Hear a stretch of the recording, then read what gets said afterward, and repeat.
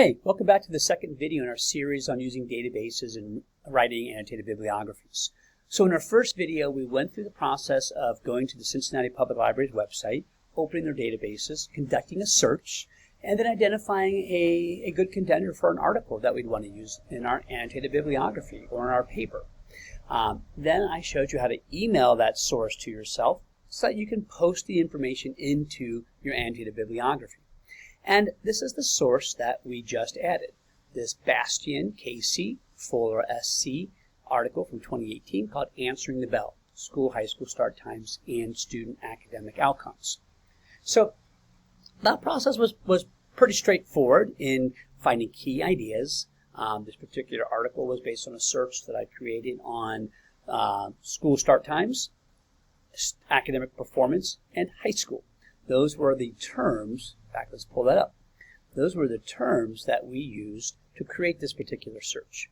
We found our article, and then we emailed it to ourselves, changing the setup to APA format. Now it's time to actually work with that article in our annotated bib. So we copy and pasted the info from our email into our annotated bibliography page. We double spaced it, and then we indented the second line. Remember, all sources have to indent every line after the first line, as you see in these other two examples. I then went ahead and set up the basic structure for my annotated bibliography. I know that in addition to the reference entry, I need to have quotes, I need to have a summary, I need to have an assessment, and then a reflection. So let's go work through this. First, we need to go to our reference entry. Now remember, EBSCOhost is going to do most of this work for us, but there are a couple elements we need to proofread and fix. First of all, we always need to double check the names. APA requires that the name format always be last name, comma first initial, or comma first initial, middle initial. And we've got that set up here, Bastian, comma KC, and it uses the ampersand, the and symbol, not the word and, Fuller, comma SC. Perfect. The next piece of information APA wants is the year the article was published. And we put that in parentheses. We got that there, 2018. Perfect. Now it's time for the name of the article. Now, in APA, we use what's called sentence formatting for the capitalization. What does that mean? Well, it means we capitalize the words in the title the same way we would in a sentence. So the first word of a sentence is capitalized, and any proper nouns. So we don't want to capitalize any other words in the middle of the title because that wouldn't follow our APA format. So, answering the bell. Notice there's a colon here. The colon means we have not only a title, answering the bell, but a subtitle, high school start times and student academic outcomes. So we're going to do the sentence formatting twice. Once for the title and once for the subtitle.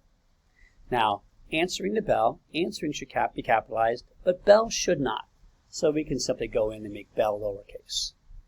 Now that we have a subtitle, we have to start that process over. So high in high school should be capitalized, but nothing else here should be. There are no other proper nouns, no names of people or places.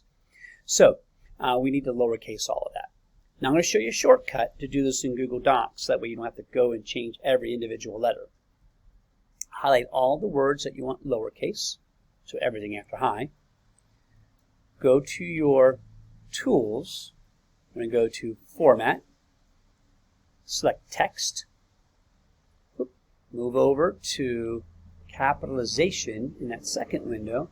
And in the third window, choose lowercase. As you can see, that made everything else lowercase. Perfect. Now, name of the journal is italicized, IRA, IRA open. This must be an acronym for something. That's why it's all caps. And then we move into volume, which is italicized, and then the issue number, which is in parentheses. Now, what's this issue? It's this idea about volume and issue. Well, the volume refers to the year that the publication has been around. So the 4th year of IRA Open in this case. And then the issue refers to what publication within that year. So this would be the 4th year of its operation, and the 4th edition within that year. So if this were a monthly publication, month 4 would be April. If this were a quarterly publication, it'd be done by the season. So you would have a winter, spring, summer, fall edition. I'm sorry, it would be spring, summer, fall, winter. Sorry. So 4 would be the winter edition. So whichever the event happens to be, actually we can look up the article and find out because that article is right here. So it's a winter edition. So it's October to December. So this is a seasonal publication. So that's what those mean. And then the last thing we need is either a DOI number, a document object identifier. Again, that's a serial number for research articles, academic articles, or we need the database name. So let's go see if there is a DOI number associated with this. I don't recall seeing one. Nope, no DOI number. It would be listed. So we need to do a database name. So down here, you'll see database and Eric. The database name is always the last item on that list. So I know Eric is my database name. Let's go ahead and just copy that. How do you put that here in your entry? Simply write retrieved from Eric. Oops. Yeah, there we go. Retrieved from Eric. Now, don't put EBSCOhost here as a database because that's not the name of a database. EBSCOhost is a company that makes databases. Eric is the actual database. And this is ready to roll. It's perfect at this point. So we checked our names. We checked our capitalization. Oh, page numbers. I almost forgot. We need to get our page numbers in here. Now notice we don't have them listed here. But if I go back to the article, I do have access to them. And it's pages, it looks like it's 1. Oh, I think it set it up here. Up here it says 1 to 12. So we'll just verify. This must be page 1. That's 2. We'll scroll through. 12. So let's get that in here as well, because we do need that information. 1 to 12.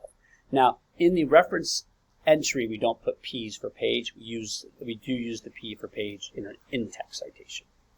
All right. So now we're ready for quotes. So we'll go into our article. I'm going to pretend like I'm reading it. And let's say we like a quote here. I'm just going to go ahead and highlight this first sentence. Copy it. And we'll go back to our annotated bib. Now, remember, all formats require 3 pieces of information for quotes. An introduction, it's a he said, she said phrase. The quote itself, and then the in-text citation. So,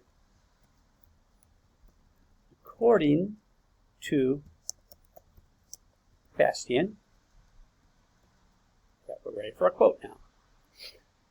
So over the past 2 decades, states, school districts, and philanthropic groups have worked to improve the operation of high schools and the achievement of high school students through intensive whole school reforms such as schools within schools, early college schools, career academies, and school transformation programs. Now, notice what I just did. I moved in front of the period. We're going to end the quote there, but we're not done with the sentence yet. We have to put our in-text citation next. So we're going to open up our parentheses. Now, I did introduce the source this way on purpose.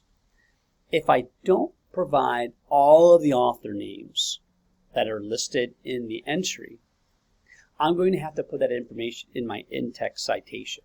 So I purposely just put the first one just to show you a full in-text citation. So we're going to go Bastian and Fuller. I don't need to put their initials for this, just their last names, comma. Now I have to put the year. Why? Because that's part of the entry up above. So 2018, comma. Now I have to put the page number where that quote appeared. I got that quote from the very first page, so this will be page 1. And in our in-text citation, we do use the abbreviation for page, P, period, 1, and parentheses, and then our period. Now, this next step you don't have to do. I just like things lined up. I'm going to push this quote all the way over here so this is lined up. And if I tab it over, oh, remember text wrap. It thinks I want to move that first line over. So I have to go to that second line, hit enter. Didn't see anything happen, but the text wrapper is broken. Now I can push these over just to line up my quote, just to make it look uniform. That's just me. You don't have to do it that way. Let's go get a second quote. Let's see. Let's get a short sentence here. Well, try to find a short sentence. This is a research article. May not always be able to find something short. This one will work. Okay, copy. Go to an annotated bib. And we're just going to skip another line. Just start a new quote. Now this time I'm going to do a shortcut way of introducing. And what I mean by a shortcut way, I'm going to put my full author list, Bastian and Fuller. Now when I name the full set of authors, in this case we have 2 authors, we must put the year of the publication. It's an APA rule. So, parentheses, 2018. The reason for this is that now that I see the author's names and the date, I can immediately find that entry in my reference page. It's a quick reference tool. So according to these folks, quote, put your quote in. Now I got to fix this formatting a little bit. All right. Remember, I'm not going to put a period here yet. I'm going to put a quotation mark to end my quote. Now I have to do my in-text. Now, since I introduced this quote with both the author and the date, I don't have to repeat that information. That would be redundant. We don't want to be redundant. So now, all I have to give is the page number. That quote also appeared on page 1. So P period 1, and now we can end our sentence. However more quotes you've got, you just keep hitting enter and adding the additional quotes, always citing them appropriately in the introduction and in the in-text citation at the end. And then after that, it's a matter of what was their hypothesis, what were they trying to prove, method, conclusion. Now let's say you don't have a research study. Let's say this is just an article, an editorial in an academic journal.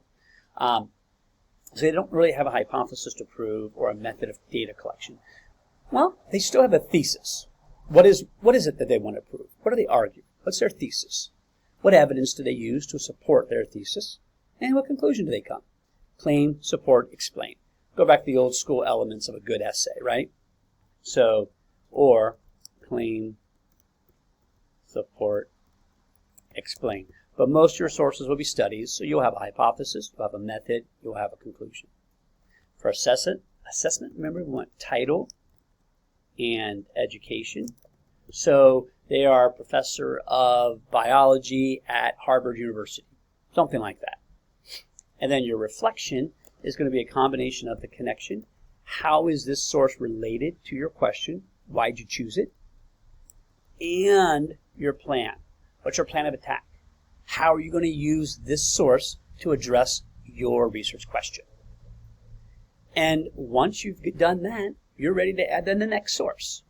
Now, I notice I have a lot of spacing here. Let me just clean this up because I don't want extra spaces here between my sources and my entries. So we have our first source, all of our annotations, my second source, all of my annotations, my third source, and again, it's going to keep flowing in this pattern.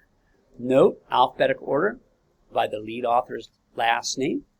So we start with Bastian, go to Jones, and then go to Morera. We don't put it in the order we're going to use it in our paper because that doesn't help us find the sources. We put it in alphabetical order to make it easier to find the last names. Again, use this format. Use the cheat sheet from OneNote to help you with the APA format.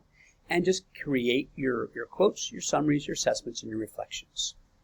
I hope this helps. As always, reach out if you have questions. Take care.